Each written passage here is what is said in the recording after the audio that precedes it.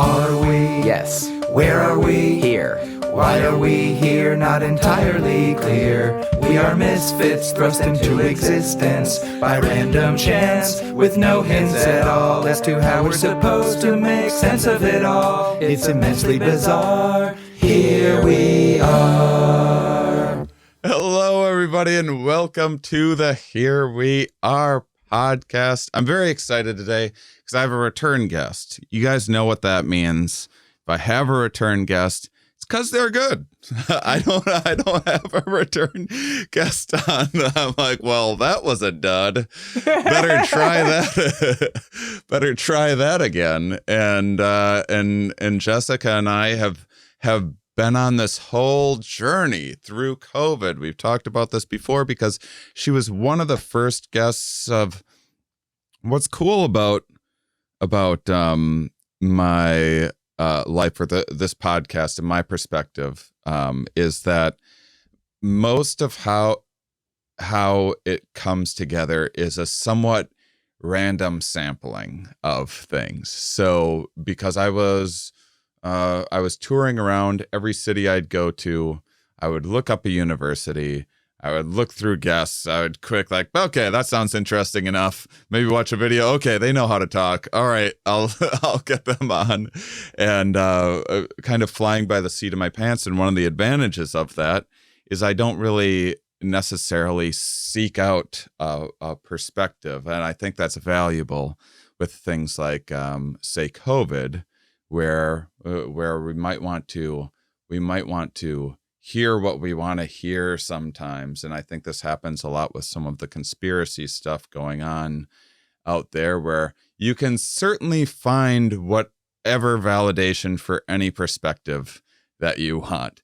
But if you randomly pointed at a map anywhere in the world and looked up the university there and randomly put together all of the epidemiologists and virologists and randomly pointed to a name and asked them if they were vaccinated, my guess is, Jessica, what would you say? 99 out of 100 minimum? Oh, yeah. In the United States? In yes. the United States, minimum. Yeah. Whereas if you want to find someone that hasn't been vaccinated, I suppose you could find that, like, and also they juggle on a tightrope. Like, you can find anything. It's the internet. And so I just kind of randomly found Jessica. We had this wonderful chat. I think she was recommended by a past guest that I randomly found. And we had this wonderful chat at the beginning of COVID. And she gave the longest timeline for how long COVID and stuff would be an issue. And so she was the most correct. By the way, that one we ended up, by the time it was going to air, there was so much changing stuff that we just re-recorded. So I think the first time she was actually on the show that you can hear is in June. But we've had a couple conversations since that time. And so now I'm having her back for a lot of reasons. And one is, since we last talked, the world is like really opened up quite a bit. And there's mixed feelings about that one way or another. And but it seems like as far as the public's concerned, it's like, great, everything's normal and here we go. And so I wanted to have Jessica back on to talk about that because and we have some other things we're going to talk about as well. One of which is, how much do scientists benefit from something like COVID? If scientists are just loving that COVID's happening, which is like some of the more conspiratorial approach of thinking. If you randomly picked those 100 places around the country, if you did that 100 times, and they're all what do you think? They're getting a cut? Like, every single person is just getting a cut of that sweet, sweet vaccine money. And two, which is not much money. And two, why would they take it themselves if it was some manipulation? So these are the thoughts that I've been having a lot lately, and I've been dealing with what I get yelled at me on social media and stuff because people don't like hearing reality sometimes. And so anyway, welcome to the show, the longest intro I've ever done on this podcast. Sorry, I'm such a blabbermouth today. Jessica Brinkworth joining me. Jessica, could you introduce yourself for the people that haven't heard you on the show, or just reintroduce yourself? Yeah, sure. So I'm an assistant professor in the Department of Anthropology at the University of Illinois Urbana-Champaign, and I study the evolution of immune system function with a focus on severe infections, largely sepsis. So that includes things like COVID, but by and large, I study a lot of bacterial pathogens. So, can I plague. Plague? Yeah, plague is. I do study plague. That's generally before COVID. You go to, you go out to meet up with some new people or something like that. There's a get together, and people ask you what you do, and you say, "I study plague." What kind of reaction? Definitely not comfortable. The reaction is usually like, which was very different. I used to study, I started off in HIV.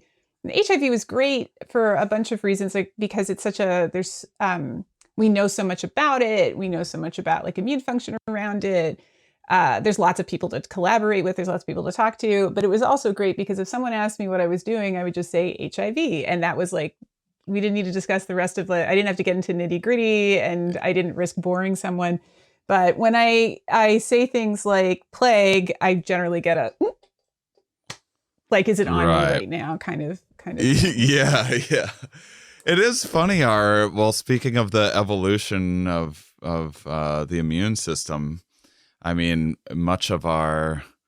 we have these internal processes that happen, but we've also evolved these kind of psychological disgust mechanisms that are sorting out these kind of broad heuristics of like, okay, our ancestors that went away from someone that was coughing probably did a little bit better than the ones that were drawn to people coughing. And so we have these kind of maybe overly simplified, not always the most accurate heuristics of how to avoid diseases. And there's also, I think this causes a lot of cognitive dissonance when you have something new that you kind of don't have a natural aversion for in a way. Or maybe you don't necessarily understand it. Like, I think like when someone has symptoms, for example, that disgust, right? That kind of behavioral immunity is like,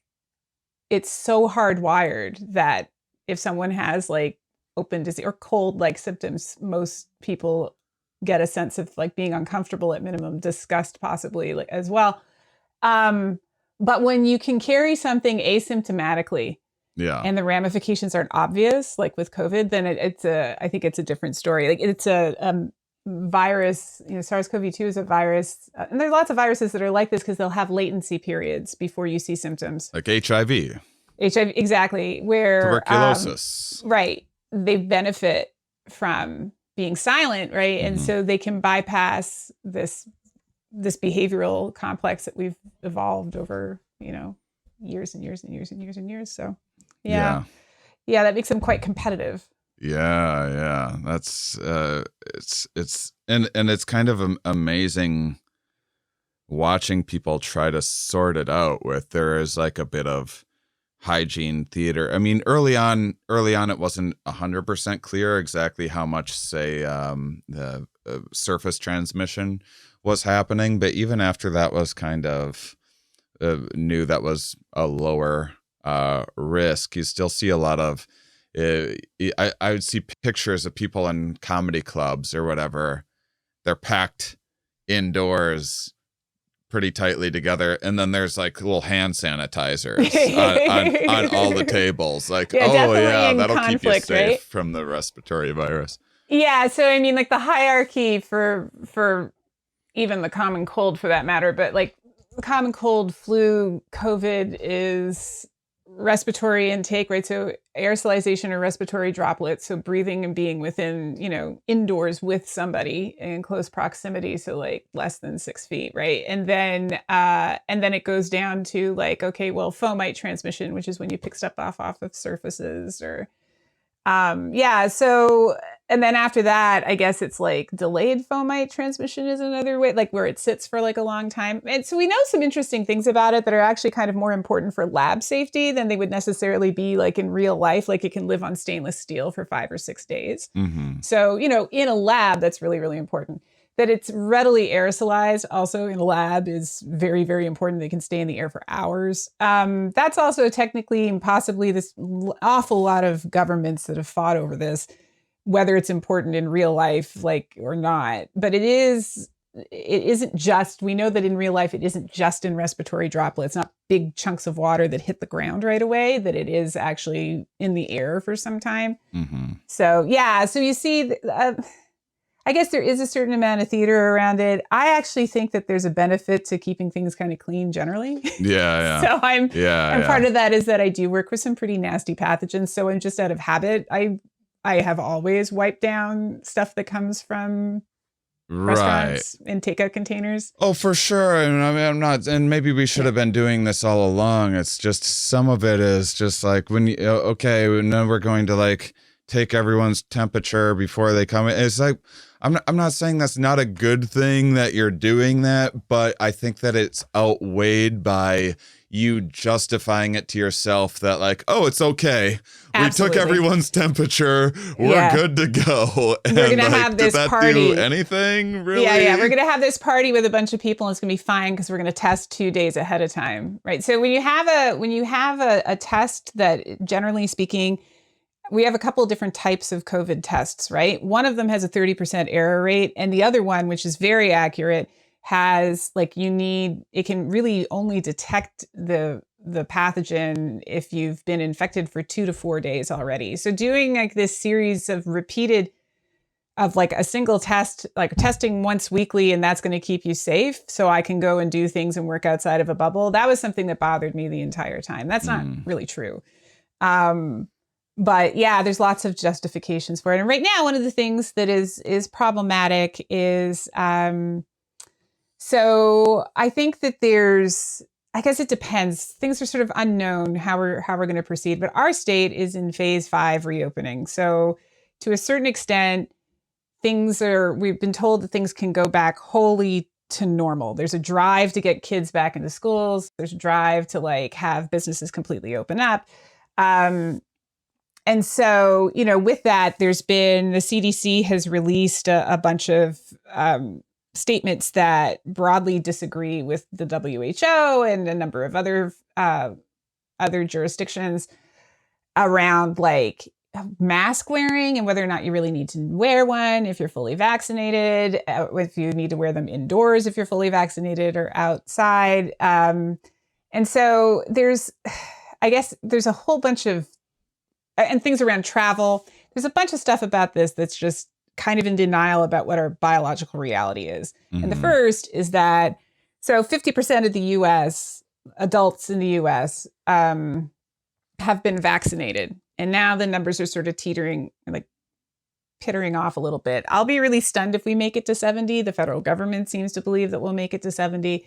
So great. Wouldn't that be great if that happens? I'm excited about the possibility of that. There's about 50 million children that still don't qualify to be vaccinated. So, and COVIDs travel really, really well among children.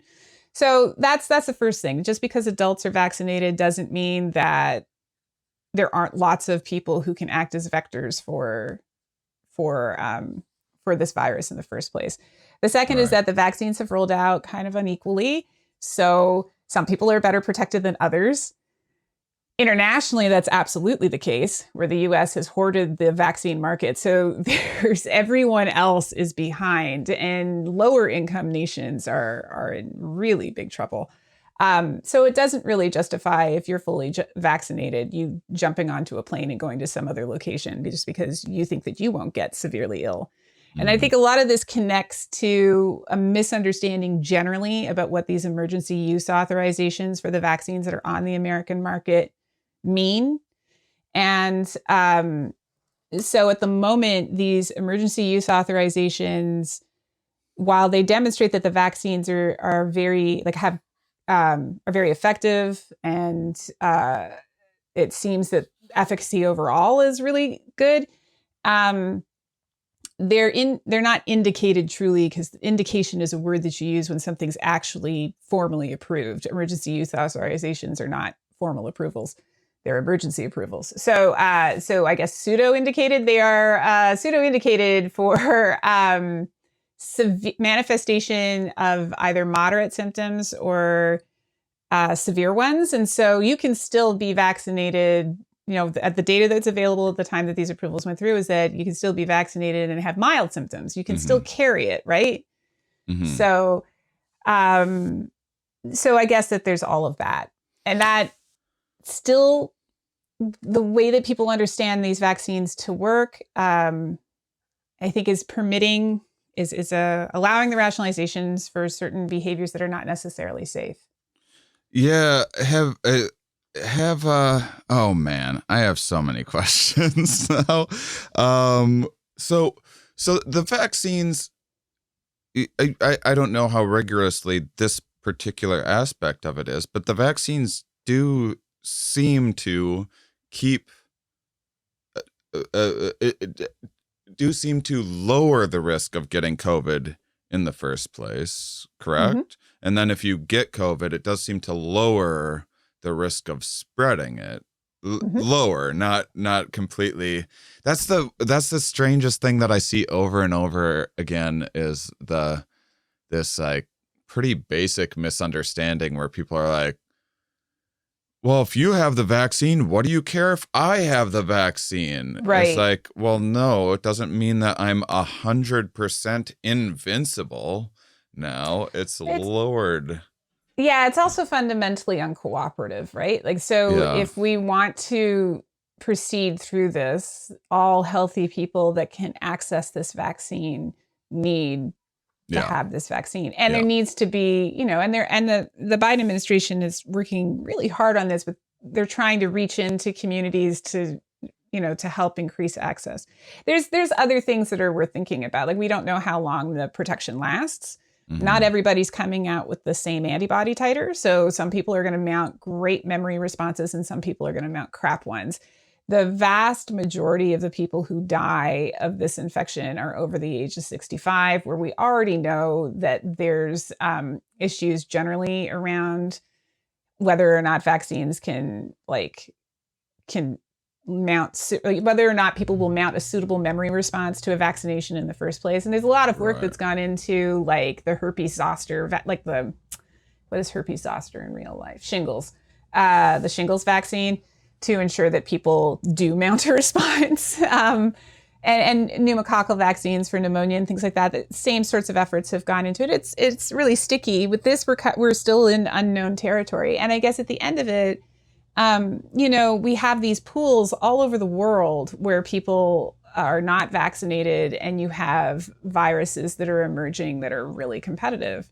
Delta variant from India right now is in 49 states in the US and DC. It's in Wisconsin now, 49 states, of course. It'd be odd if it wasn't here.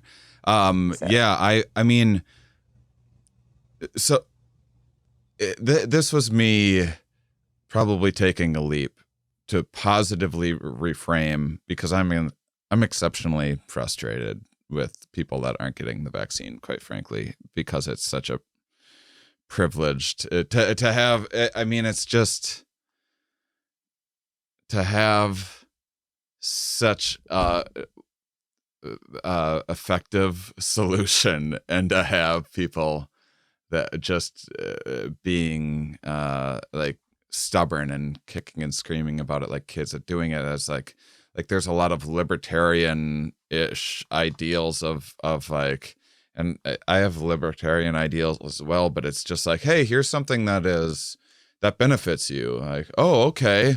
Sounds great. What's the catch? Well, it also benefits others. Well, then I will not do that as a matter of my political identity. And so, you know, I've been frustrated, frankly, and I'm sure you have as well. And so, but one of the ways that I positively reframed in terms of the hoarding, I mean, aren't we starting to send some vaccines other places, and won't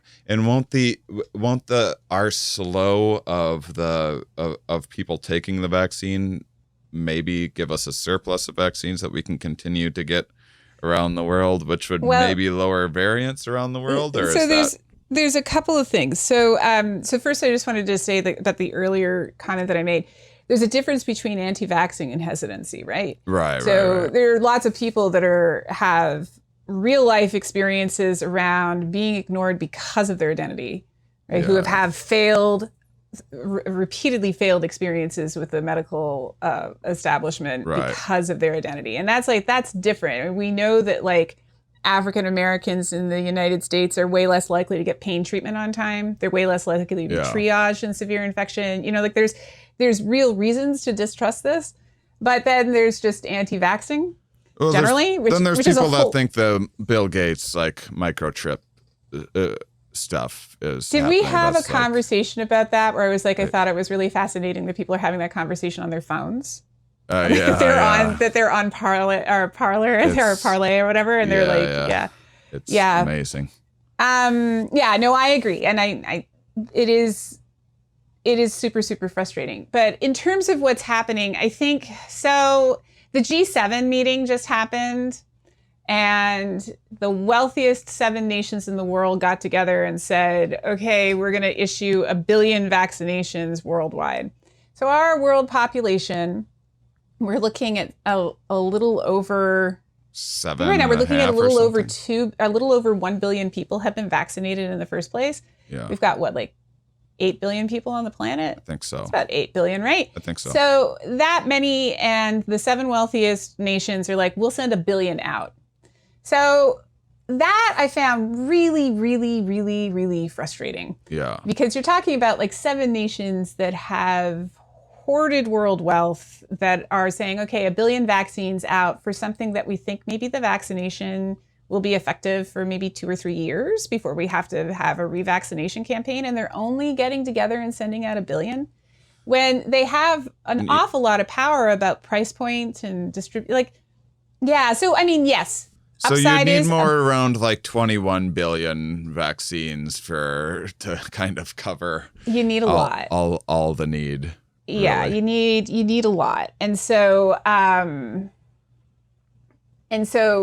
that I've found pretty tough. South Africa has better surveillance than a lot of other middle and low income countries, and they're going through like multiple very, very serious waves. And a lot of this has to do with just stalled vaccine purchasing and distribution. So then you think about countries where we don't have as much insight, that are really, really poor. So I think that like it would be great. 1 billion is fantastic. It would be really awesome if they could get out the door and do a few, another 7 billion maybe. That'd be awesome. Well, I think you would need a lot more than there are in an ideal world. If you were to get 100% of people vaccinated, I mean, is it when they say 1 billion, do they mean fully vaccinated? So like 2 billion? Yeah. So I think that they're thinking like Johnson & Johnson, like one shot and you're done. I see. And there's a lot of other stuff that's on the market. So China has vaccinated 1 billion people, or at least they've issued, I shouldn't say 1 billion people. They have successfully gotten 1 billion vaccines into arms, and that's across Southeast Asia. The vaccine that they've used, I believe, for most of that is Sinovac. And the Delta variant just blows right through it.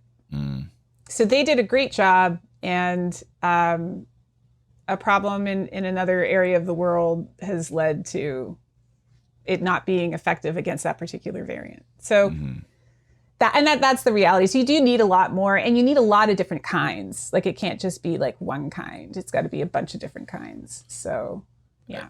And it's my very, very, very, very limited understanding that Delta variant is seemingly a bit more transmissible, but maybe not. They don't know if it's more virulent more severe. Or not. Yeah, it's just really good at getting into cells, it looks like, at the moment. So who knows what that means in terms of severity. But severity is a weird thing with infectious disease because it's not just the virus that determines that.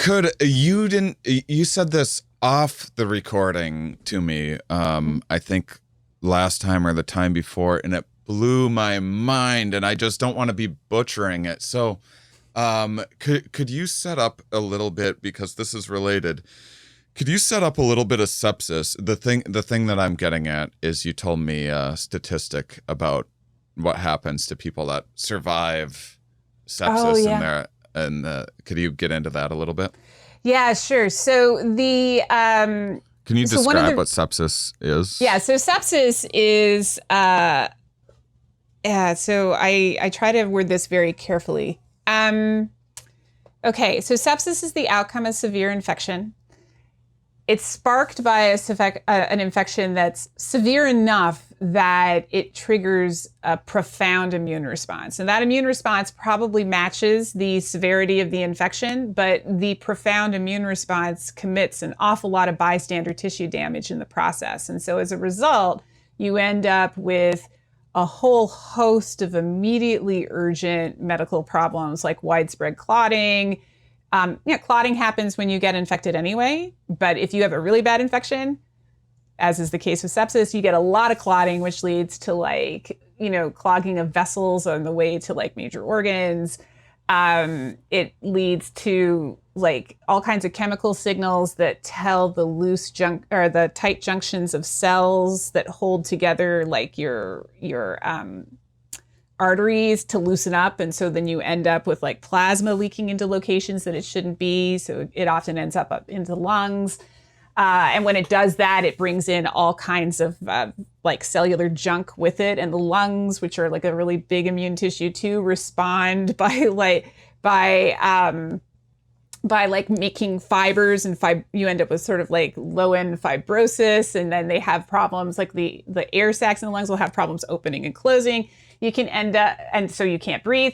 Then there's issues that spread out even further than that. It's really difficult to handle because things that happen in this condition, really, we don't really have any control mechanisms for them. So one of the things that happens in the normal course of your existence is that you have certain white blood cells that as they die, will traffic through the liver and the lungs, and then they die, and their parts get pulled apart, they get used for something else.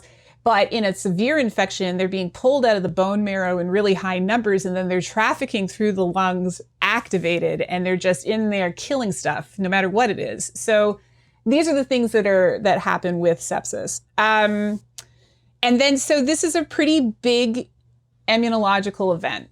Mm-hmm. Never mind what any infecting organism can do, because they have their own skill set and are capable of doing all kinds of things within a host. The immune response itself, which under the conditions of a normal infection would be helpful, is just so big that it's deadly to the host.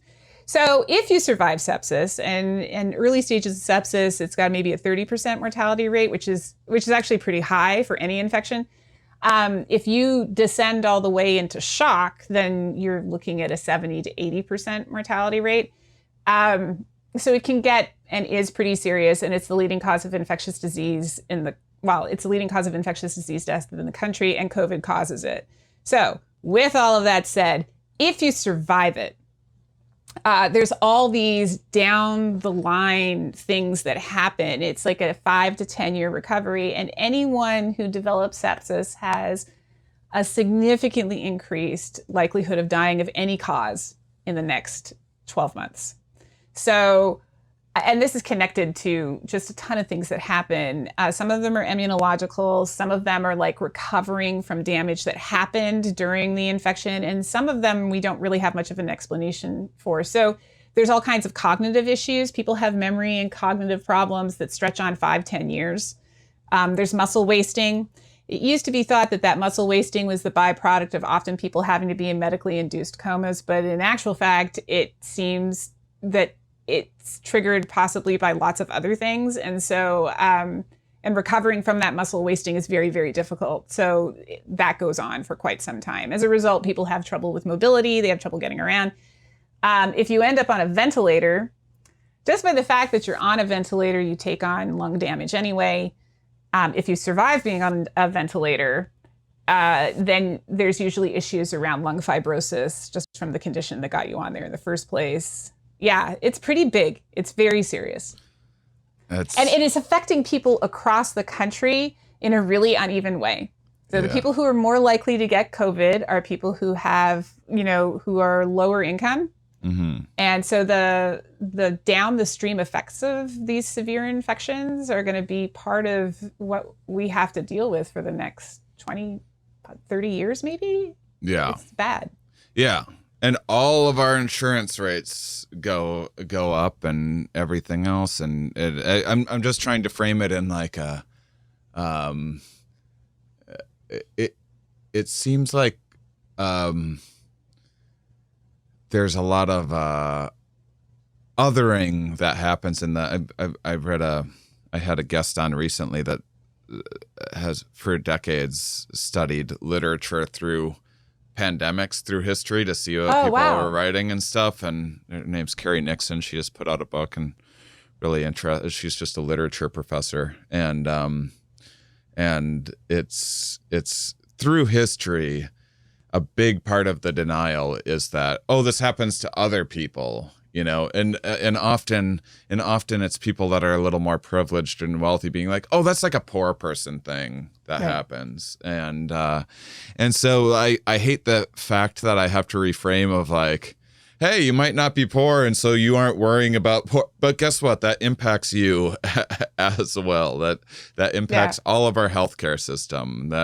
Poverty affects every person. That's why, even if you're rich, that's why rich people live in gated communities, because poverty is a thing. And so, yeah. I was going to say, I can't remember if we talked about this. I think we did, but I don't know if it was doesn't in the matter if we repeat first interview that got canned. But okay, so we've had 600,000 people in the U.S. die. Mm-hmm. That's a lot more than the number of people that died in, say, like World War II. Yeah. In terms of like U.S. troops and whatnot. In Canada and in the UK and a number of other nations that's expended an awful lot of people in the World War II effort. The response to soldiers coming home who had like injuries and problems was to set up a national healthcare system. Mm-hmm. Like an actual national healthcare system that it was, before then people were paying out of pocket. There was insurance and things like that. And, those nations pulled together and made a national healthcare system. Mm-hmm. That would be an appropriate response to what we're looking at now. Yeah. I have absolutely no faith that it'll happen. No, yeah. I think we had some opportunities, but I think it's sort of done. And so everybody's premiums go up, I guess, is one thing, if you want to think about it from the perspective of like lining your pocketbook, lining your pocketbook, which is a way to get through to people. Right. There is in terms of so a couple things. I'm curious about emergency use and when FDA approval happens and what that actually means and the difference between where we're at right now with this tremendous amount of data that we already have and what needs to happen for it to be full use, because you hear people mostly in denial about things that are like, well, it's not FDA approved. Like, well, you just said that you don't trust the FDA, so why are you? It's not going to. One of the things that I see an issue with is people have a problem understanding the idea of falsifiability, of like take the lab leak situation, which people are, which is in my perspective, I I would fall under the I bet it's not a lab. It could be I bet it's not a lab leak. And my guess is because it seems to me that people forwarding this are more interested in, because you'd think if it was a lab leak, people would be more nervous. They're like, oh my gosh, I better be even more careful or vaccinated for this was some horrific scientific accident or something like that. But it seems to be more about just forwarding, just trying to justify distrust within authority and systems and science just generally.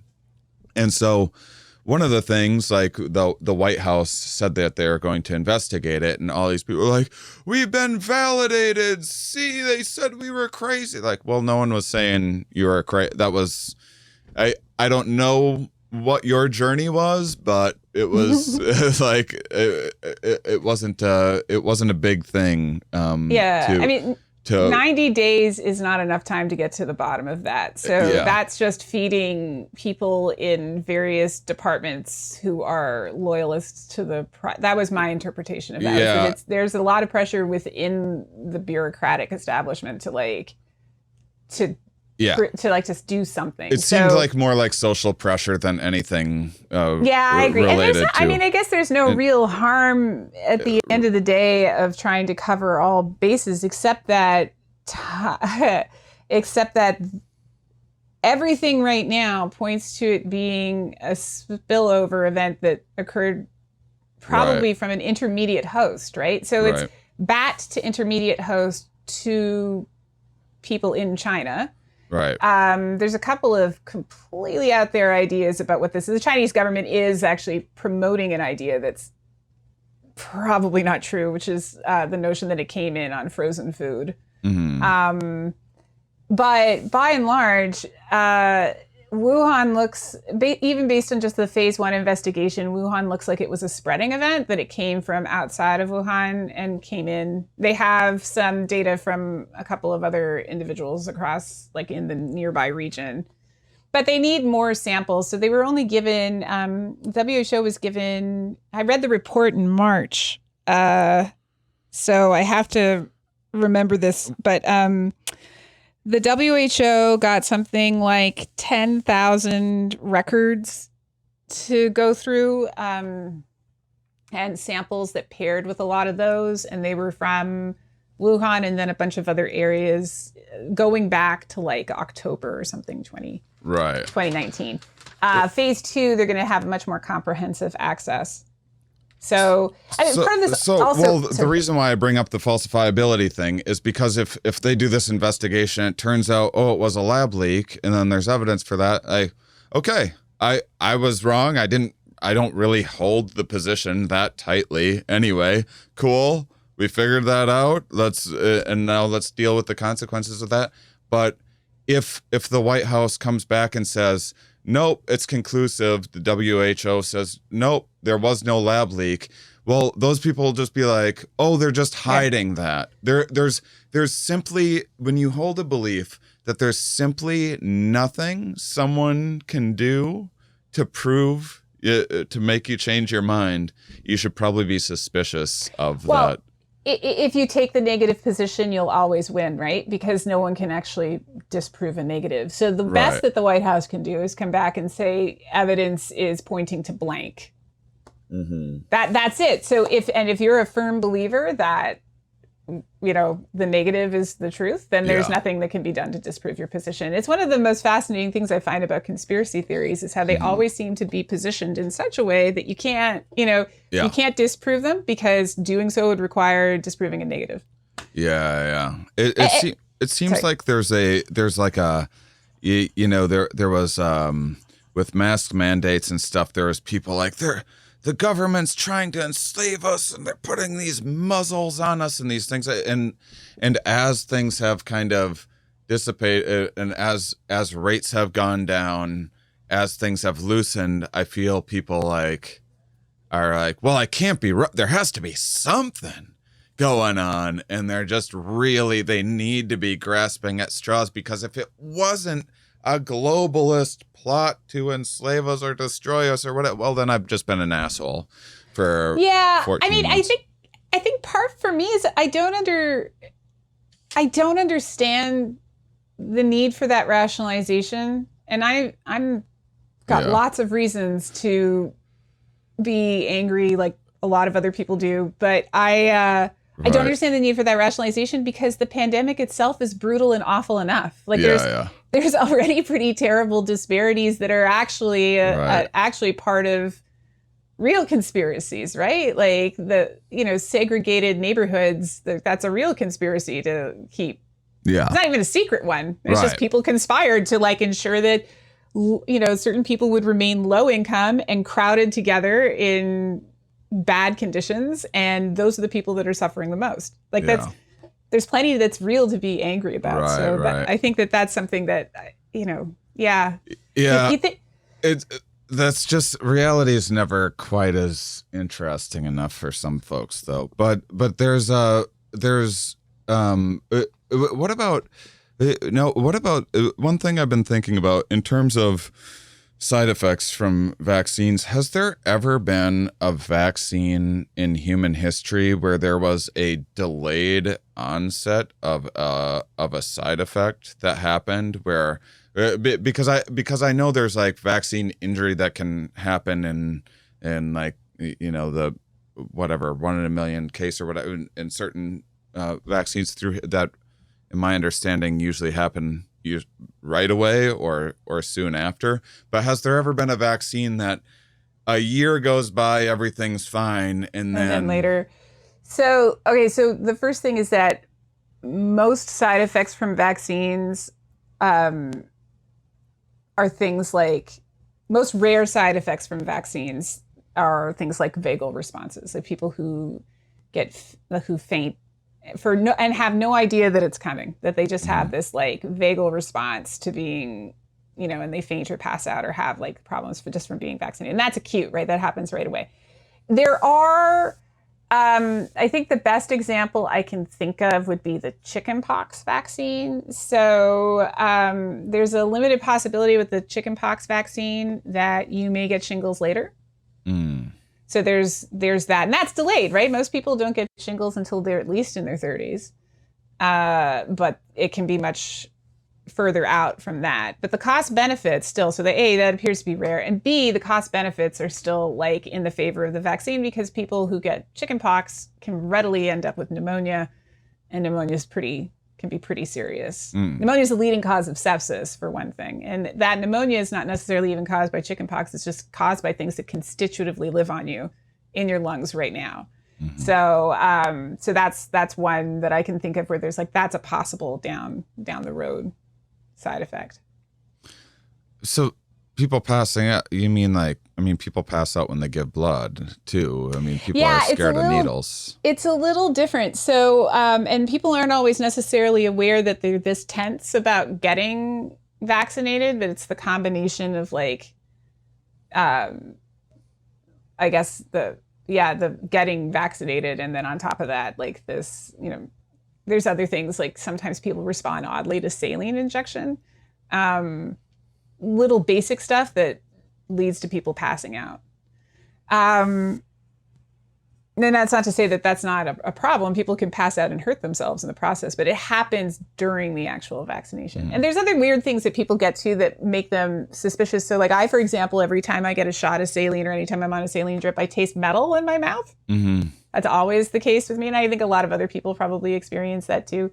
And that can be very off-putting. But I think generally, like, no one ever explained to me, ever, that was something that I could expect. So for the longest time, I was just irritated by having to be put on drips or having to get a vaccine because I would have this awful taste in my mouth. PEG, polyethylene glycol, which is the preservative in both the Pfizer and... not preservative, sorry. It's an integral part of the Pfizer and Moderna vaccines. That polyethylene glycol often has like sort of like delayed, people get extra sore. They feel like, sometimes they feel faint immediately, and then they kind of have extra soreness later. But these are all still pretty acute. This is all stuff that's happening in the first 24 hours or so. So yeah, so chickenpox is the one that I can think of, like just off the top of my head, where we definitely see this sort of. That's interesting. Because I don't know enough of what's happened. All right, I'm going to make myself vulnerable and probably say something that's very, very incorrect and whatever. I'm used to feeling dumb on this show, but you're mounting this memory response in the immune system when you get a vaccine. Mm-hmm. Isn't the immune system always creating antibodies for various things, kind of taking a guess at what's out there and possible threats in the environment? And is a vaccine just like kind of giving it a crib sheet in a way? Is that the wrong way of thinking about it? A little off. So Okay. You're making B cells and T cells all the time. And those B cells and T cells have very specific receptors that see very tiny molecular patterns. And they're fairly specific. And they go through a very rigorous selection program between your bone marrow and your thymus, in the case of T cells, or your bone marrow and your spleen and other tissues, to ensure that they don't attack you. A certain number of them always will. So, and if they get woken up, they'll, if they're activated, then you can end up developing autoimmune conditions. So there's that. But the reason why you're continually developing antibodies is because you're continually being breached. Like every nanosecond of the day, there's something that's breaking through some barrier on your body, usually the mucosa, and that's the reason why you're continually making antibodies. I see. Now, those antibodies go through a series of stages, and the B cells themselves go through a series of stages where they undergo physical changes depending on what the stimulus was and how. I'm trying to think of the simplest way to put this. So depending on what the stimulus was, they undergo these physical changes. Mm-hmm. And then the memory B cells, there's subsets of them too, so it can get quite complicated. But memory B cells will have a receptor that looks like the thing that you identified earlier as being terribly bad. And then they'll excrete an antibody that also has receptors in a conserved region that determines what it'll do. Some of this is guided by what tissue it happens in too. So it's an interesting phenomenon, but they're not always sort of writing it is kind of like giving them a crib sheet, but they're not necessarily expressing a whole lot of antibodies that are not targeted. Mm. So does that make sense? Yeah. So just to be clear, a lot of your antibody production has to do with just the fact that you're constantly being infected. And you do undergo this change. So the antibodies undergo a sort of weird maturation too, where they get converted from one type to another. Mm. And most people are familiar with that because if they have Epstein-Barr virus like mono, they'll get a test done where they look at how many antibodies are of a particular type, like IgM versus IgG. But both of those types of antibodies are specific to Epstein-Barr. So that might have been too I don't know if I gave a very clear explanation. Yeah, well, because Epstein-Barr is something that I see come up in when people are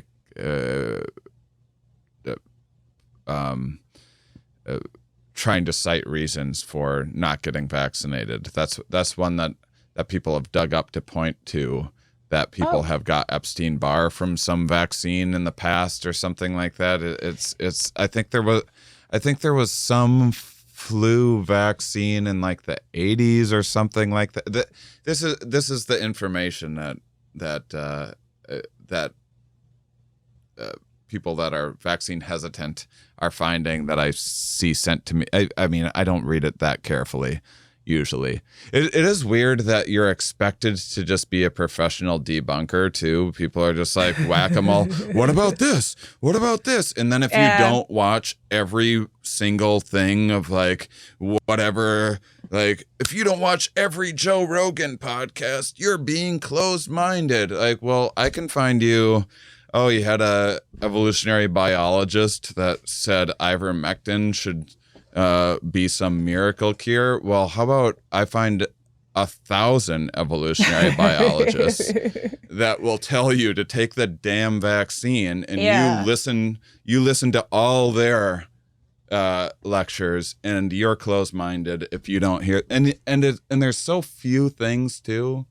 I get myself worked up about this. So there's so few things that you see the same. It's the same thing that circulates. So you get the same links sent to you all the time. These are free thinkers that are figuring out for themselves, that are always finding the exact same link. There's always like a fad that's going on of like, the guy that made the PCR test said he didn't like Fauci. That one goes around for a while, and you'll just get this quote from like the 1990s of like a disgruntled person. Yeah, I mean, so I was thinking about this the other night. So first off, debunking has taken up an extraordinary amount of my time. Yeah. I'd say the first, so like, and I can get into how destructive debunking has been for me, just in terms of time consumption. But I was reading this book to my kid last night, and it opened with a quote. It's a book about like some fish that goes on an adventure, but it opened with a quote from Galileo, which is, you cannot show the people, I'm going to mangle this. You cannot show the people, you cannot help, wait, how is it? You cannot show the people, nope, here it is. You cannot teach the people. You can only help them discover what it is that they don't know. Mm-hmm. And that's kind of a bit of an attitude that I've taken recently. Like, I'm very interested in teaching and doing outreach and stuff, but when I'm approached combatively around this kind of stuff, the best I can do is say, here are the things that we don't know. Like, here's what we know, here's what we don't know. And I can just show you that none of us know this. And so, right. Yeah. In terms of how much time it's taken. So when all this happened, I'd been preparing extra lectures from my classes around, the students wanted to know, and we weren't hearing anything from anybody. Like, the university administration here had been largely silent. Like, they'd been figuring things out, but we were just sort of given like a 1-month update. So in on February 2nd, we got an email saying, we're looking into this. And then March 2nd, the faculty got an email saying, March break is coming. You got to get ready to take everything home. But no one else got that email. So the students didn't get anything until like the first day of, like the day before March break or something. In the interim, we were all getting ready to like go online. So there was this big 1-month period of silence, and then the federal government was doing what they did. And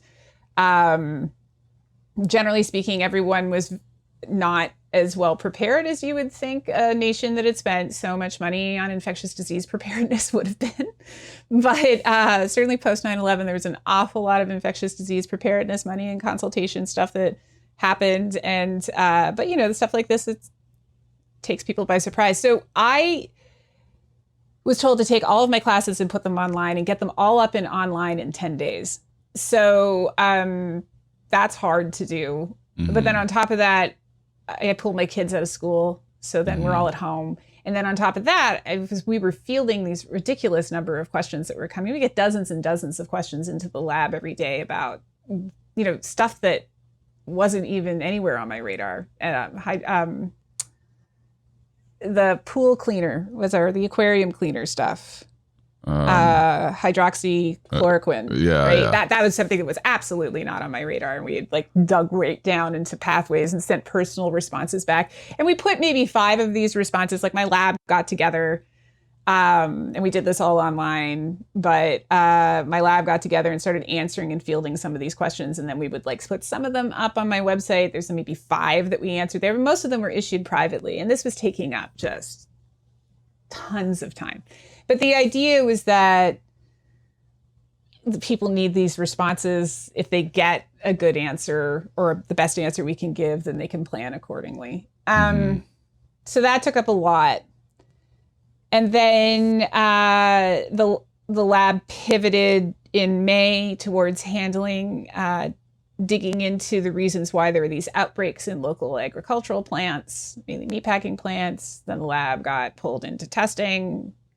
expanded to like 30 people. I have a small lab, expanded to 30 people. And we went out and found money, scraped money together for testing in these areas where there was these outbreaks that weren't being served. And there was lots of like ag workers and undocumented people in the area. And so we were like, let's just get testing done where we can. And then we finally got into a position around March where most people that were in the lab, or all people in the lab, were vaccinated. And we started talking about reopening. And that's just been a massive Herculean effort, because in the intervening time, all the staff has left. Mm-hmm. People have moved and quit and gone on to other jobs. And so like, there's this whole thing around COVID that's just like super, super time consuming. I'm back to like, I have one person that was in the lab before that's still here.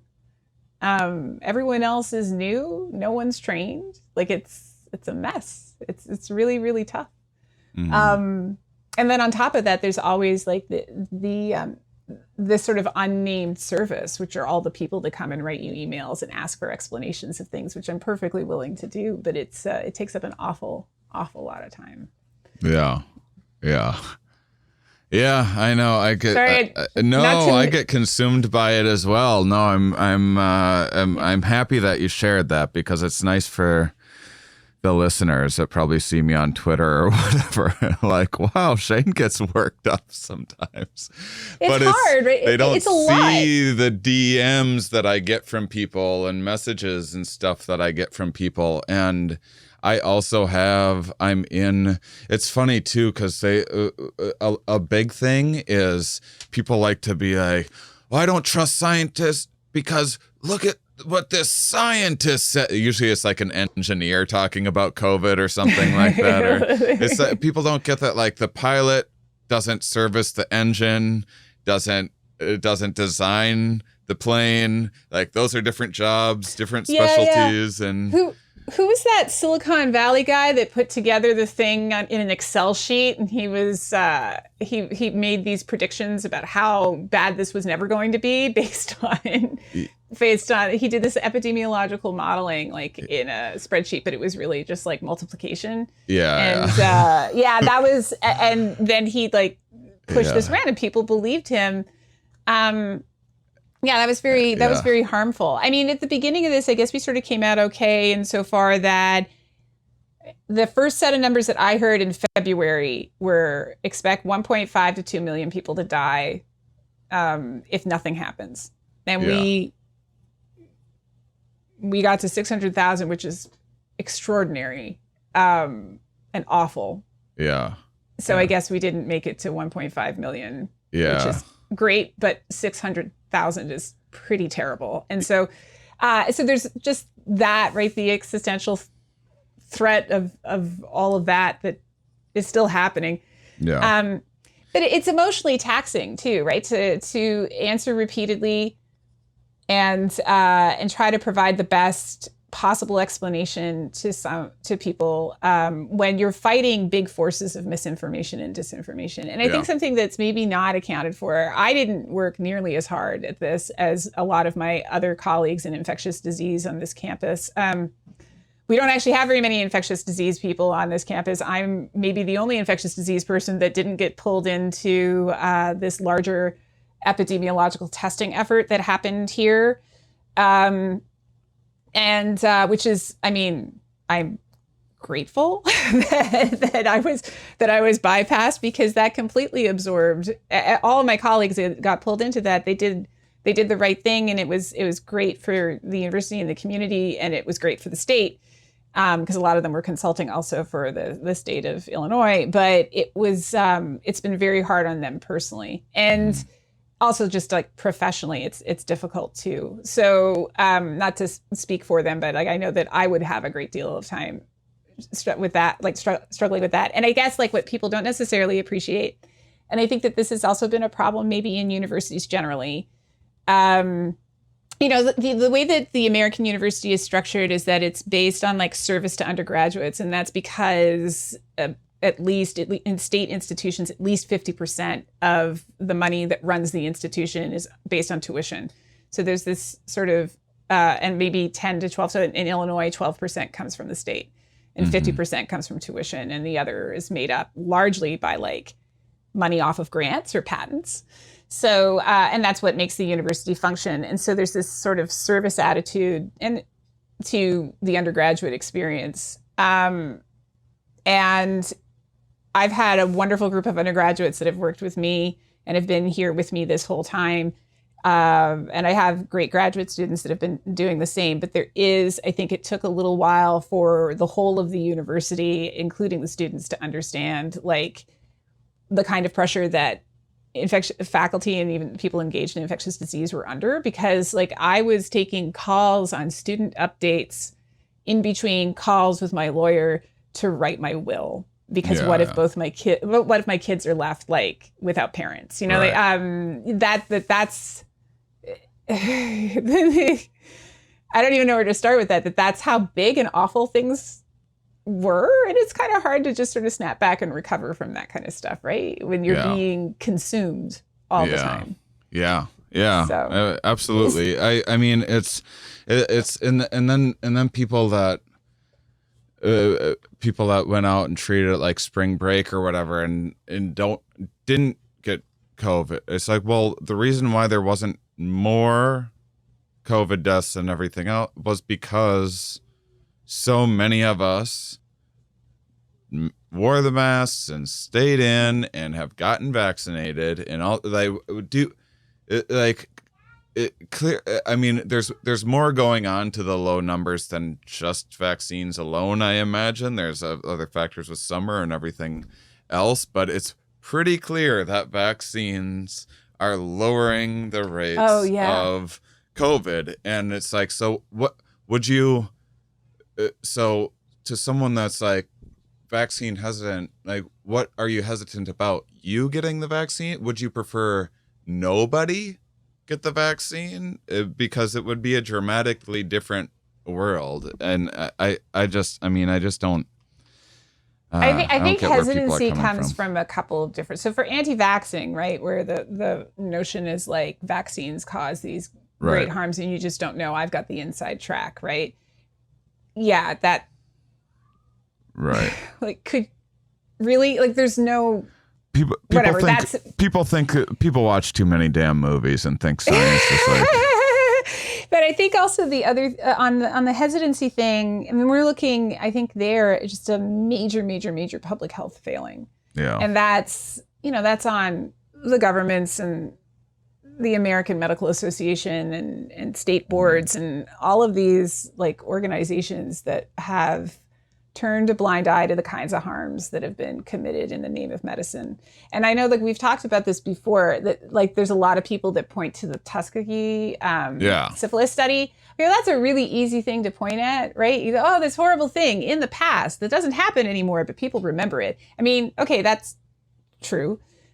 But it's way more than that. It's about like not being heard. And so, I, as a woman, as a white woman, I'm actually pretty privileged, but I've been ignored by doctors before. I have a genuine distrust of like male doctors when it comes to talking to them around issues of, say, my uterus, for example. Right. But I also have a bit of a vague distrust for them for having been misdiagnosed multiple times. I went into a clinic once, like barely walking. I was like, I'm pretty sure I have pneumonia, gave my like symptoms and everything else. And the guy tested me for influenza. And I was like, well, I don't think I have influenza. I think I have pneumonia.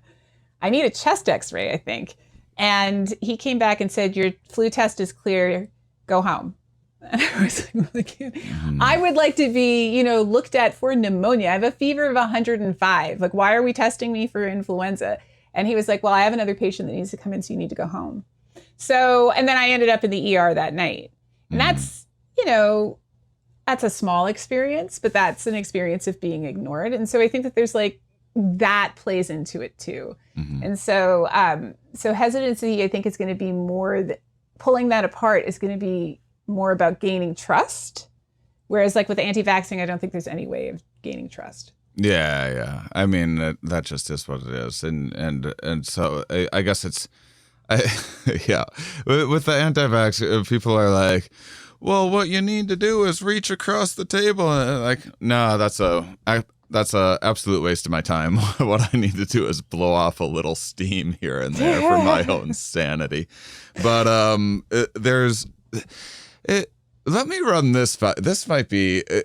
So I have thought about just the difference between what scientists do and what doctors do, which is like we just made the kind of analogy of pilots and engine. You don't have the mechanic fly the plane. You don't have the pilot make the engine. The other thing is, I think one thing that I think would be nice to get through to anyway, conspiracy people, vaccine hesitance, just everybody, is that I think people think if they don't know something, like it's an attack on their intelligence or something, and that's what a lot of the defensiveness is about. And it's like, well, no, it's not a smart or a dumb. It's an experience thing. It's a knowledge and education thing. It's right. I would rather take the dumbest jet engine builder over the smartest person that's never built a jet engine to build a jet engine, plain and simple. It's like right. It doesn't matter how smart I might be. I know nothing about cars. It doesn't matter how dumb some mechanic might be. They might be a genius when it comes to car. It's like. And so there's something like that going on too, where people just assume, oh, I'm smart and I can just get up to speed on this really quick. And it's also they're not like taking an infectious disease course or something online to get a 101 understanding. The best thing about taking something like that, or I remember taking like a genetics course 10 years ago and being like, wow, props to geneticists, because that's the first course. I can't imagine what it's like to be doing that for 20 years of your life and the complexity of it. And so if you're just doing little bits of newspaper research, and you can hardly, like I had one of my aunts was like who was like going to be against the vaccine from the get-go no matter what, but she just likes rumors and gossip and stuff. One time she was over and she was like, I heard someone died in this vaccine trial, and this is months ago, and I was like, yeah, where'd you hear that? Like, I didn't see that you would think like that probably would have been a headline, like, oh, it was. And she described the detail, and I was like, well, can you pull it up for me? Can you show me where that source is? And she described enough of the details that I Googled like what she was saying, which was like a young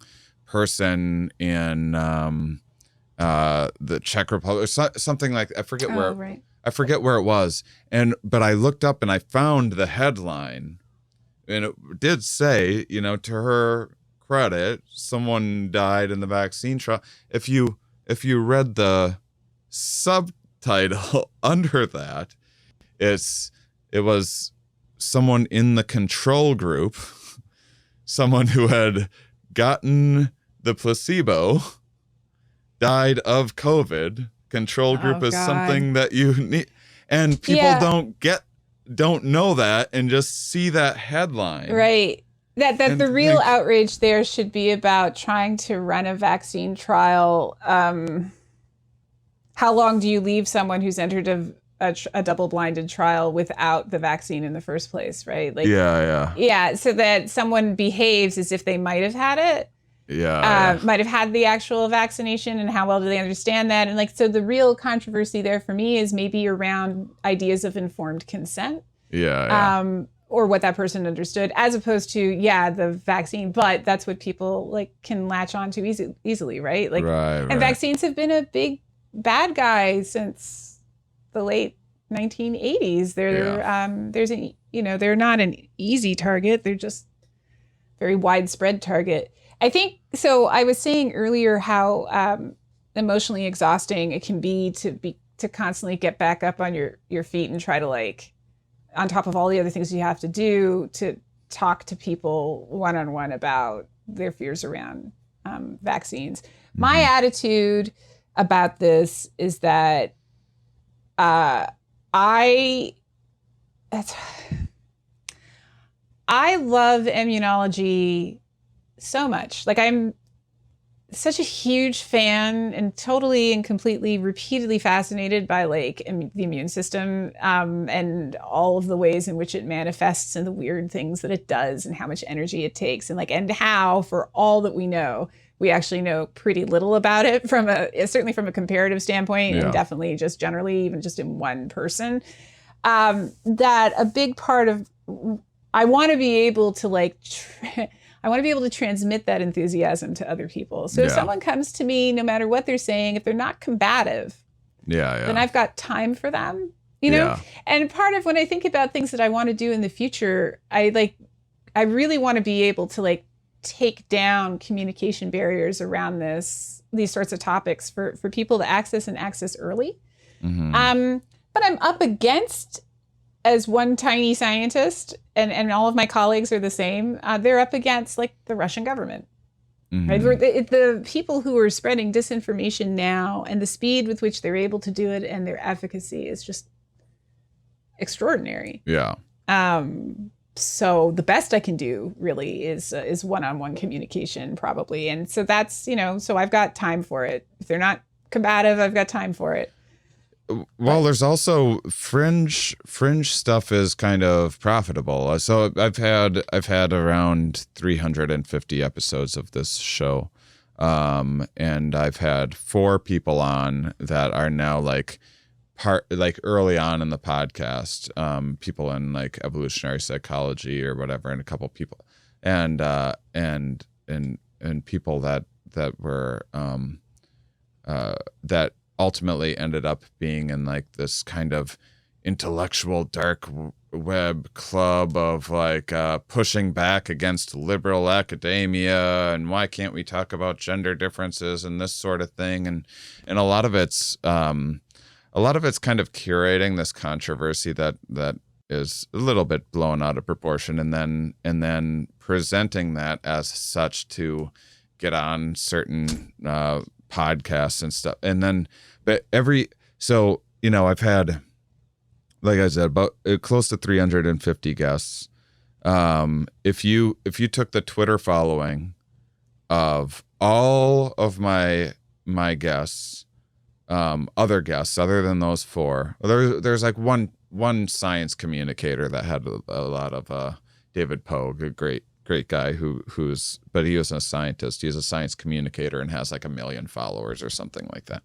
But anyway, if you take these four people that after I had them on, I watched them, like I followed them on Twitter and I watched what happened, and they kind of created this big controversy and, like, Trump apologizing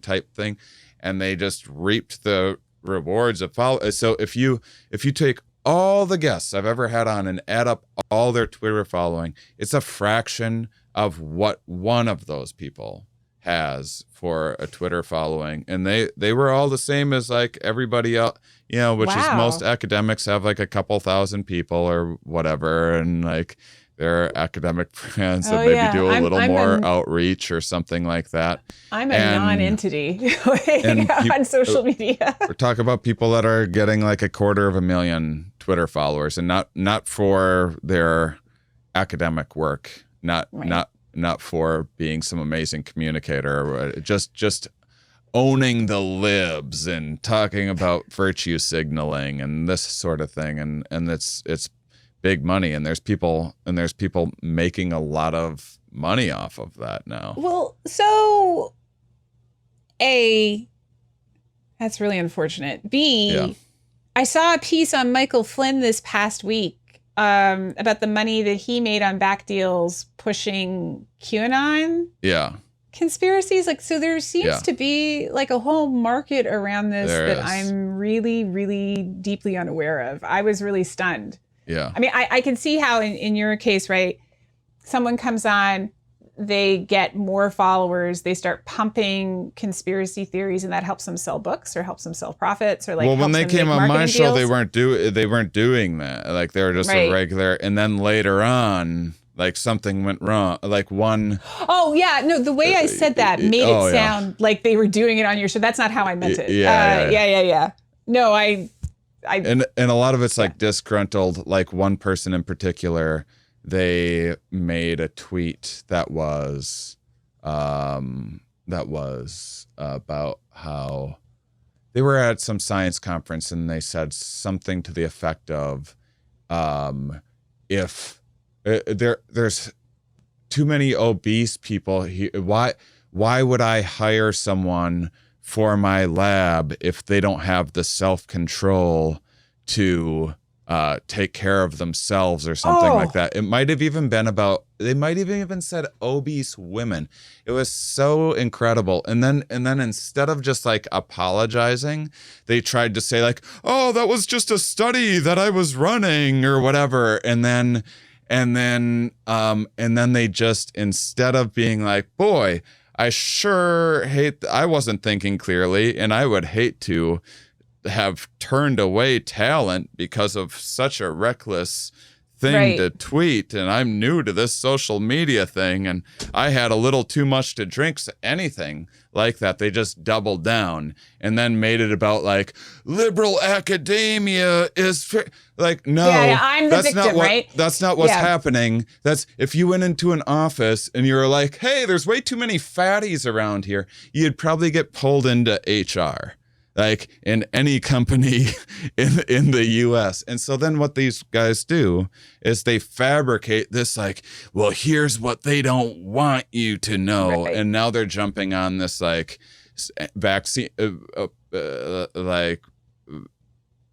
messing around with like fringe ideas and vaccine hesitancy and all this and presenting it as like, we're the intellectual dark, we wear leather lab coats and like have the collars pulled up and drive perpetual motion Harleys to work. Perpetual motion Harleys. That's badass. That's absolutely horrific. Yeah. What an awful, awful thing to. Yeah. And a completely intolerant thing to say. Yeah, absolutely. And also, just like and now they're profiting from, and now they're on the course where they profit from just like saying outrageous things and saying like this is a libertarian freedom of speech thing, and the thing is they're pretty smart people generally, like know a lot of big words, you know, and can sound like they know what they're talking about and what does some listener. And then another thing that happens too is they'll present it like, oh, here's what academia doesn't want you to, and then they go on like a Rogan podcast or something, and then almost everything that they're saying is like reasonable, and for the most part, and so people are like, well, why are they being censored? Everything that they're saying is right. It's like they're making up this controversial thing. And I use Rogan because he's straight up, Eddie Bravo and Alex Jones are his two most popular guests. He's a conspiracy peddler quite openly. And it's it's the most popular podcast in the world. He makes a lot of money off of supplements. That's, if you want to follow the money, go back to the vitamin industry. Go to the vitamin industry. Watch the guy that made $100 million during a global pandemic. That's how you can follow the money. Damn. I don't. Yeah. So. In my own academic experience, there's always people that self-promote pretty heavily, and they get a little bit of backlash for it. I've not. The cynicism required to like do what you just described, and then just the total myopia. So let's say that for real, they're discriminating on that level in a lab. Mm-hmm. myopia required to do that is nonsense. Science has very little to do with control. Right. I mean, at least in my experience, it has an awful lot to do with like you do the best you can, but like those cells are going to do what they want to do, and you're not necessarily going to get what you want to get out of the experiment. It has nothing to do with how someone looks or feels or any number of other things. Right? There's it's nonsense. So yeah, to close the door on talent for. Yeah. Not even that. So let's just say that they're just saying that to self-promote. They're necessarily closing the door on talent for not just themselves, but other people. Yeah. Right? Like there's other labs that are going to not, there's people who are going to be discouraged from joining generally. And that's just, that's nonsense. And to make money off of it is just disgusting. That's awful. Yep. and then from the public's point of view, they a lot of the public kind of conflates what the government does and what scientists do, and so it's like this broad idea of authority generally, and so they think it's like Edward Snowden or something, where the military operates through every military in the world operates through. There's a level of secrecy and classified information, and so there are going to be whistleblower kind of scenarios that happen, and that's very exciting for people. And so people think that when some charlatan like chiropractor or something like that there's a lot of chiropractors getting into like vaccine peddling various supplements and stuff.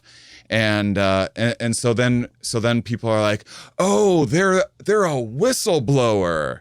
They're academia is hiding their secrets, and this whistleblower is presenting this thing, and that's how it's presented to the public that is mostly familiar with what a scientist is from seeing someone in a lab coat on a movie, like Dr. Evil or something like that. I think so. So much to unpack there. Yeah. So I guess one of the things that was irritated by in the beginning of the pandemic, and it still bothers me, is so it's one thing for me to switch from like severe bacterial infections and jump back over to some kind of virus. I'm not a virologist. I'm not purely interested in pathogens for that matter. I actually am more interested in host side responses to things. But I study severe infections. By and large, the manifestations of sepsis it's very heterogeneous. Like it's a mixed bag. Not everybody has the same symptoms. Not everybody goes in the same direction, but there's lots of overlap. So to be able to talk about how people with COVID-19 are going to, the kinds of injuries they're going to suffer and what they're going to look like 10 years out from now, that's not a big stretch for me. Mm-hmm. But I'm not epidemiologically modeling. I don't do spatial geographical modeling. I don't do like predictive modeling on numbers of infections and what that's, I don't even look at like at basic, what's the likelihood that this is going to infect 6 people versus 2 people or whatever. That's something that my more mathematically driven friends do. Mm-hmm. And so I have at no time had a problem popping someone over to talk to someone who knows these subjects. Because I think it benefits anyone, period, to be humble about what they know and don't know. And to understand that most things in science are unknown. That most things in life are unknown. And secondly, gosh, it'd be an awful lot of work to go try to gain 15 years worth of experience in a couple of weeks to be able to answer a question that's like tangentially related to what I do. Yeah. Even if it meant that I could pull in grant money on it, I don't have any of those. The people that are going to read that grant are going to reject me. Like, I don't have any of the connections in that community to like be assessed correctly. It's not, all of that to say, it's unfortunate that there are people that jump, what's the word I'm looking for? Professional expertise. And there have been a lot of people that have done this, at least early in the pandemic. B, It's unfortunate that I would be confused in any way, or any of my colleagues that are in academic circles, with the government or with people having any sort of like intellectual power sufficient enough to determine government policy. Mm-hmm. I think that actually the bulk of my things that I've had to say to government figures have been largely ignored, including grant applications that never make it to the table. Like I don't know I don't know even how to disentangle that. There's a big difference between government scientists and academic scientists, for that matter, and scientists that are working in, schools. So yeah, that's unfortunate that there's that kind of like level of distrust. And I do think that some of the backlash I've gotten has been around when I've given explanations and things. I try to be very careful about how I word explanations around infectious disease, because people get embarrassed when they share things publicly on social media and then they're called out and told like this is incorrect. And so usually I try to make a decision between whether or not it makes sense to publicly call someone out, or whether it makes sense to like quietly contact them and say, just so you know, the information you're presenting here is incorrect because of the following things. And so this is going to lead people to believe blank when actually it might be blank. So you can keep that thing up if you want to, but I'm telling you that this is like, what you're posting is like factually not right. Right. In most cases, when I contact someone quietly, they quietly take the post down. That doesn't mean that the damage has necessarily been undone, but it's definitely limited, and that fewer eyes are going to see the post in the next coming minutes or something. So I guess that's an upside. But I think the other thing is that because I have an advanced degree, there's always going to be a certain number of people that are just intimidated by the fact that that's the case. So, and will feel that I am judging their character because they don't know something when I'm really not. I mean, I think the unfortunate thing about the whole of the academic experience is that, generally speaking, you don't pull in your first grant until you're in your early 40s. And so then you've got this really limited work span you spend about the same amount of time working as you do this, earning the stripes to do the work in the first place. And so like you end up working in tiny circles of things that you do know a little bit about. And it's, you're not as all-knowing as you might want to be. Right. Yeah. What's the name of the guy from Faust? Mephistopheles? Mephistopheles? It's the guy that gives Faust the... Do you know the one I'm talking about? No. It's a poem, and then there's two operas.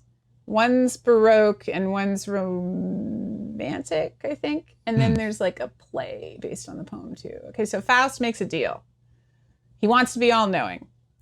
This creature, the name of which I've forgotten, comes and says, I will give you this, but it's at the cost of, and it changes depending on what version of this story is, but usually it just ends up with Faust going to hell. So he can be all-knowing, but he ends up burning for eternity. Yeah. So I think a lot of people would like to be all-knowing. But one of the most humbling things about being a scientist is that you realize very quickly that you don't know anything at all. Yeah. I have to, I put myself out there to be dumb every single, I'd be surprised that if you listen to an episode of this show where you don't get to hear me be like, oh, okay, I was wrong about that. At least once, if not 10 times in an episode, but it's part of it. It comes along with it all.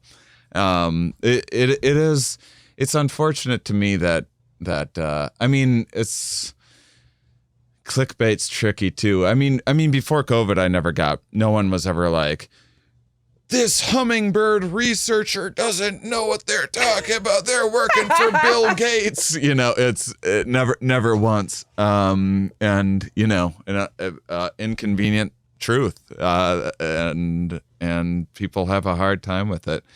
I've been frustrated personally lately, and this is like, I always feel even selfish for having feelings like this because it's a global pandemic, but you know, I'm trying to plan out my life, which consisted 95% of my income was touring before this. Every comic is touring again right now. I'm the only one that's not, as far as I know. And I'm like planning on things that I'm like excited about, and I'm planning on trying to do some stuff like starting around November, and I'm just so like everything seems so up in the air. I mean, because the last time I talked to you, I was like, well, I'll wait another year. And then things started opening up. I'm like, well, I don't know. What am I supposed to do? And then I was looking at because I'm like, well, maybe vaccines are better than that. And like the rates started dropping so much. And for a while there, people were getting their vaccines pretty readily. And now that's tapered off. And I'm so worried. I'm sure that rates are going to stay like somewhat low for the summertime. But I mean, fall. I mean, maybe not in the South as much, but won't fall. What do you think's going to happen in the fall? Right. I mean, I know this is like an unfair question. I mean, like I have wild ballpark right. idea, I have but lots and lots of ideas about what's going to happen. So I think that the kids 12 and under, and it might be like done in 2 stages, where it's 12 and under and 5 to 0. That those approvals are going to roll sometime between August and September. And the Biden administration has been really aggressive about getting the appropriate syringes and the appropriate numbers of vaccines. So I think that we're probably looking at a child vaccine rollout in the fall, like early fall. And so that, for me, is a fairly big watershed moment. Once those 50 million kids have access, then I'm going to feel a little bit better about returning to certain behaviors. That said, by the time that they do, the first set of healthcare workers, only a couple of months later, will have been vaccinated for a year. So we're still going to be playing catch up around that. We don't really, there are people who are being monitored as part of all of these trials to see when they need boosters and that kind of thing. So so just in terms of B cell memory knockoff, I think that we're going to start to see drops probably next spring. So, but we should have data before then on whether or not boosters are required. And I think everything's going to be emergency use authorization for a little while longer, which means that employers are in a weird legal position of not being able to mandate that their staff be vaccinated to appear at work. Once it's a formal, it's not an authorization, but it's approved, the employers can mandate that. So I think that's going to be maybe another little while. So those are the 2 next big humps for me. Kids, and then, I guess 3. Kids, booster, approval. One thing that should make you feel a little bit better is that the Pfizer and Moderna, the mRNA vaccines, this is an extremely flexible technology. So if we get something that's like the Delta variant in Sinovac, where like it just busts through that protection, this is something where you just pop in a different RNA sequence, slightly different, and the approval should be pretty speedy. Like the flu vaccine is approved on changing antigens all the time, and that's a fully approved vaccine. So I think that like we are looking at a better future. It's just going to be another janky year. Well, that's what a positive note to wrap up on, because I am so excited about the mRNA vaccine because of this because I mean, I shouldn't say never again, but basically there's not going to be a 10-year, 5-year wait for a vaccine, theoretically, ever again. It's very possible that most of the things that are going to emerge in the future, and some of the things that we have to deal with right now, could be handled just like this. And we don't have to worry about attenuated live viruses escaping and maybe causing a problem. Like there's this very, very small number of polio cases that happen every year because of attenuated vaccine that ends up in the water systems in certain places and stuff. Right. Very, very rare, but it does have, it's like something like 300 cases worldwide every year or something, that is very, very small, but that's still a thing. We're never gonna have to think about that again. Then on top of that, like, keep in mind that I'm also thinking about this from a slightly different perspective than a lot of other people. Including myself, there are people in my home that are really vulnerable. And so that changes my risk perception pretty standardly. But in terms of like, so I get that, like, for what you do, you probably want to be in a closed room as opposed to in an open space. Maybe that there's the dynamics of how people laugh and get along and communicate. I will say, even before COVID, I was actually looking into getting a large, like, van-ish vehicle that I would use the side as a backdrop and set up a stage so that I would have the option to do things in parks and stuff. And that's only because my particular style through the years has went from like a setup punch late night kind of thing to more of a conversational sitting around the campfire sort of vibe. Right. So I can manage, but traditional stand-up comedy, if before COVID, you were like like a comic showed up to a room of, like, say it was someone that was like, comedy, we'll have a comedy show and hire this comic, and then they went, okay, here's what we've done. We've distanced all the tables 10 feet apart. It's open air. We're going to put something over people's mouths to muzzle their laughter. And you'd be like, are you insane? You just did all of the wrong things laughter's contagious, which is less contagious when you're distancing from a contagion.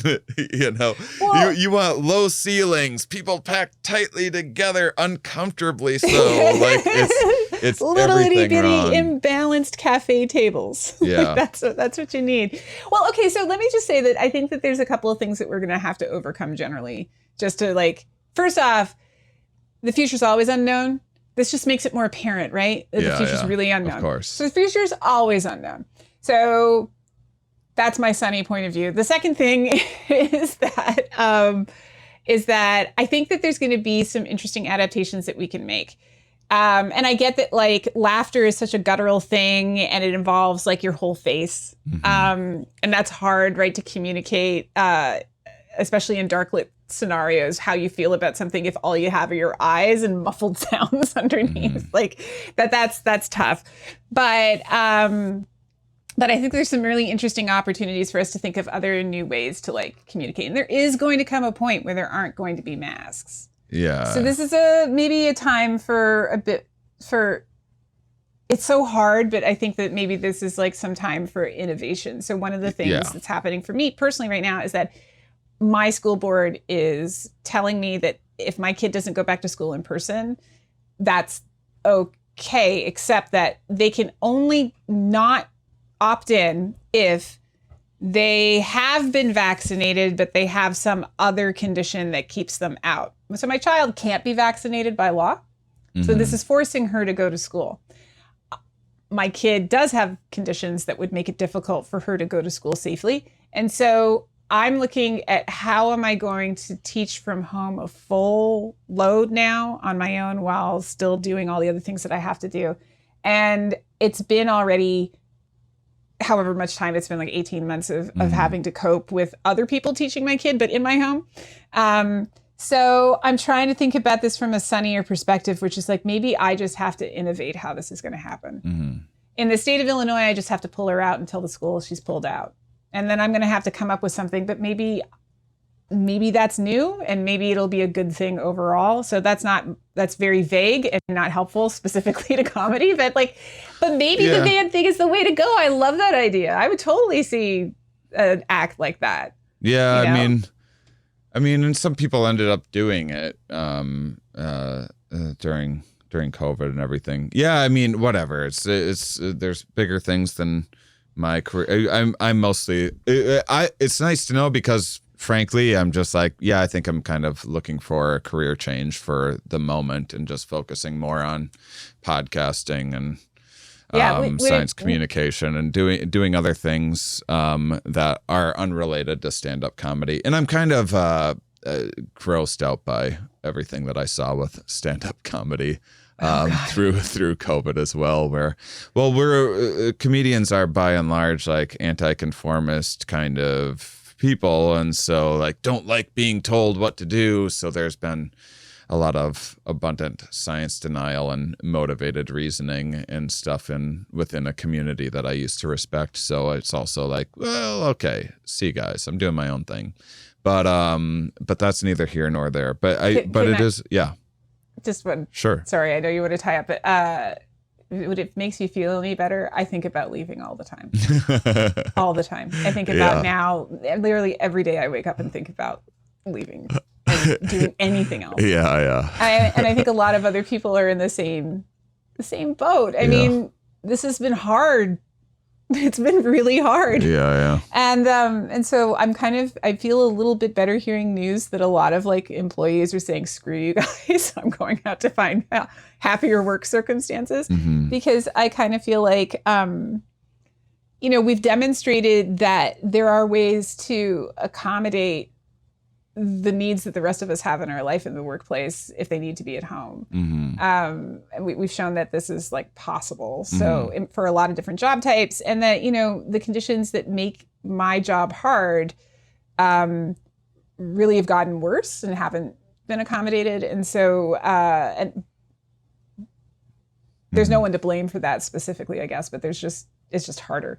And so, there's a certain freedom in thinking of like, I'm going to do this differently. I get to choose, right? Like there's a nice freedom into saying like, I get to choose how this is going to go from here on out. Yeah. So. I mean, on a personal, I loved tour. I was in 3 cities a week before. Wow. COVID. I toured more than any comic maybe on earth. And I did love it. I set that up by design. And I was and now I just like, I think I'm enjoying myself as much, if not more, right now having this conversation than I like crafting the little changing the joke ever so slightly so it gets like I kind of whatever. I'm fine. I'm fine exploring other aspects of what I do, and that's just a whole other thing of like, I'm sure. I gotta figure out social media and search engine optimization and all this awful stuff that I have no interest in. But but it is what it is. But lastly, off me, back to more relevant things. I did want to what does full FDA approval look like? Why is it taking this long? Because as we've talked about on this show before, maybe not you and I, but when people are like, a main thing you hear people say with vaccine hesitancy is like, I'm not going to be some guinea pig for some rushed thing. And one of the things that a lot of people don't know that usually they're interested in when they hear it is that there weren't corners cut. There was a huge sample size in those control and experimental groups. It was simply that there was lots more COVID going on than there was like a spread of Ebola or something like that. So you didn't have the same numbers in a control group with other viruses in the past. So it took longer to see the effectiveness, and that's what it was. It wasn't like, I guess this vaccine, good enough, just get it out there. Like that's not what happened. It was just measuring the effectiveness that happened faster. Right. Yeah. So okay, so to be clear, the difference between an emergency use authorization and an approval is just, it's really largely a paperwork phenomenon. Yeah. So the average drug, once it's sponsored and enters the system, the FDA system, as like to be assessed for an approval, that approval will take a little over 365 days on average. So somewhere the delays now are probably longer, but the average, even 20 years ago, if you pay a very expensive user fee, you can go like 20 days faster or something. But generally speaking, it's like somewhere around 385 days. It's would be typical for most drugs. And so, although I suppose if you're going to design a new toothbrush, it probably goes. So for medical devices like toothbrushes, it goes a little bit faster potentially, but there's just a huge queue. And that's one of the reasons why it takes a while. And the way that drugs are approved are in these like small working groups. Mm-hmm. So like literally back when boxes of data came in, there was a group of people that just looked at efficacy and safety. And then there was a group of people who were then called at the end of the process to go check out the plant and come in and license all the equipment and do like a safety check over the course of a week. And it's a combination of these three pieces of information that lead to a drug being approved. Once it's approved, it's still under post-market surveillance. So technically you're trialing all the time because you're waiting for data to come in on the larger population about like, side effects and things like that. But coming back, an emergency use authorization, it can be issued when you have sufficient information on efficacy, safety, and quality where the issue is an emergency. Like this is needed right now. Like this is a very important thing. So it may be that they don't even have to submit necessarily more trial data for the original approval. It's just that the full approval process it's limited by the number of humans that you have to dedicate to it. And there are drug things that are coming in all the time, drug applications that are constant. And the system's not very well harmonized. So like internationally, so there's been lots of talk about harmonizing approvals between here and Europe and stuff, or here in Canada for that matter, but it doesn't generally work like that. What usually happens is that all of these jurisdictions get the same information and then they go through their own approval processes separately.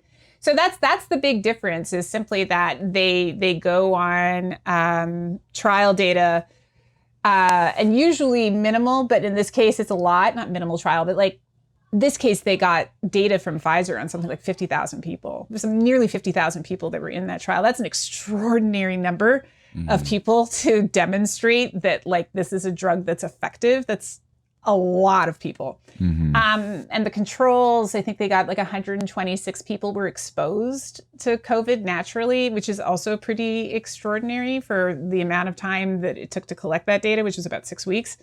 And so now they got to look at things like long-term effects to get safety. And so around this time, they're probably putting in for full approval pretty soon if they haven't already done it. They could have probably, with the data that they had, they could have tried at the same time. I suspect that they probably waited for slightly longer term information. But yeah, because it's expensive to get a rejection, if that makes any sense. And drug companies sink an awful lot of money into R&D waiting for the one drug that's going to get them a big return. So there's a little bit of hesitancy about throwing stuff in early because there's no benefit to doing that. So that was a long explanation. No, that's perfect. No, that's a common question that people have. Oh man, we were going to talk all about the problems with getting various equipment and everything else. Do you want to give a quick thing? Yeah, I can give it really... I don't want to keep you longer than... No, I can do this super, super fast. So apart from burnout, which we've talked about several times, and loss of staff and things like that, there's this larger thing that's affecting anybody who's not running a COVID lab. So I do research in COVID now, but I'm not a COVID lab. So I don't do diagnostics. I'm not making a vaccine. I'm not a critical part of like the anti-COVID machinery. So it's difficult for me to get priority for shipping things for which there are shortages under the Defense Production Act. So going all the way back to the beginning, there has been, prior to February 2020, there were shortages in source materials for plastics anyway, like anticipated shortages because no one had stockpiled PPE or any of these things that we use that are made with plastics that are critical for infectious disease protection. So that's the very first thing. So there's this shortage ahead of time. And in February 2020, all of the people that were making certain types of plastics were already at max capacity, like production capacity. And the plastics that we're talking about are things like polyethylene. So that's like the kind of plastic that, say, like Coke bottles are made out of. They're really important for holding a lot of things that are used in labs. Polypropylene, which is slightly milkier plastic that I'm struggling to think of what is used in a home, but like all of my little microcentrifuge tubes, all the little pipette tips, all those conical tubes that everyone's been spitting into for tests and stuff, that's all polypropylene. And then there's also monoethylene, which I don't really use so much. So I'm very unclear in its uses. And a little bit, I'm experiencing also shortages in polystyrene. So inventory overall during the shutdown started to drop because there was high demand, but there were shutdowns for protection at the beginning. So these were companies, the companies that make the source materials for these plastics were not producing them. And then there was a big storm in a lot of this is sort of, this also has to do with just weird things around supply chains. So like about 100 of the most important chemicals used to make plastics of this nature are produced in Texas. Like worldwide, they're produced in Texas. And Texas got hit by a huge storm in August of last year, and then again in February of this year. And both of those things led to like just big stop gaps in an already gaps in an already super struggling system. And then as part of all these shutdowns worldwide, all of these companies started to like renege on their supply chain duties. So they pulled the lever on acts of God stuff in their insurance. So they were given permission to just produce as they could. And that has led to like shortages in packaging for meat, like just like anything that you can think of where you use a plastic, there's a shortage. And then as things have like, so not only is there like a surge in demand because of COVID, but people have also like, for PPE, but people have jumped on the research train. And then on top of that, testing increases the demand for these plastics too, like at an epic scale. And so all of these in combination have led to halts in production, messed up stuff in the supply chain. And then lastly, these were issues that were not investigated by the last administration.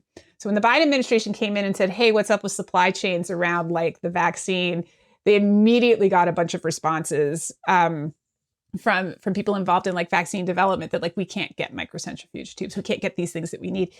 And so they enacted the Defense Production Act, which was talked about a lot before. But the Defense Production Act in the US allows the government to say, hey, private company, you have to do this in the interests of like national defense. So all of the distributors of lab plastics have been directed to prioritize COVID diagnostics, hardcore COVID research labs. And that's what they've done. So for anybody not studying COVID, if you're studying cancer, you can't get these materials. I have friends that have been waiting for microcentrifuge tubes for months. Another scientist that we've both been in communication with, E.A. Quinn, has been waiting for cryovials. These are like special tubes for freezing things down in liquid nitrogen for 4 or 5 months. I've got somebody coming in. You got to turn around. And then the biggest thing is just pipette tips, or like you just can't get them. Yeah. So in my case, I had experiments held up for 6 weeks waiting on a critical reagent. Like there's just, and it's stop and start and stop and start. And the general response that most people I know have had is just a stockpile, which is contributing to the problem. So my lab has decided to come up with systems to reuse all of this stuff. We were already trying to figure out ways to be more sustainable. We use pounds of plastic per experiment. So we're trying to work a system where we can rewash and use all of these things and decontaminate them sufficiently so that we can use them again and again. So and it's really, really fun. It's terrible for lots of reasons, but it's really fun too. We've like been out to Harbor Freight looking at like auto parts washers and trying to figure out like, how can we rig this stuff in the hardware store to like sensitively wash pipettes and get like all kinds of chemicals off of them. And yeah, so it's a fun exercise, but it's very stressful. Well, that might lead to advances in sustainability and technology let's and stuff hope. eventually We're definitely facing dual crises, right? It's, this is happening. Climate change is happening too. If we can stop petrochemical use, it'd be awfully nice not to choke out the oceans. I don't think that studying plague is worth choking sea tortoises, so I'm all in. Yeah. So it'll be fun, but it's like we've been finding things like when you go to like bars and they take the pint glass and they wash it on those like sprayers. That's a great way to wash out conical tubes. Like there's like, so we're just pulling stuff from like all kinds of other industries where they've sort of resolved some of these problems. And we're like, okay, well, let's give it a shot. Let's try it. So at least we're going to try. Well, thank you so much for joining me. I'm going to let you get back to your kids. Do I screaming kids? Yeah. Sorry about that. That's the cue to let you go. But this is, once again, you've been an absolutely terrific guest. Thanks for taking the time and answering all my questions so thoughtfully. Oh no, this is always so much fun. Thanks for having me on. Yeah, we'll do it again. We'll get another update in another few months or something. Sure thing. All right. Well, thank you so much. And thank you, listeners, for being such a wonderful, curious people. We'll talk with you next week.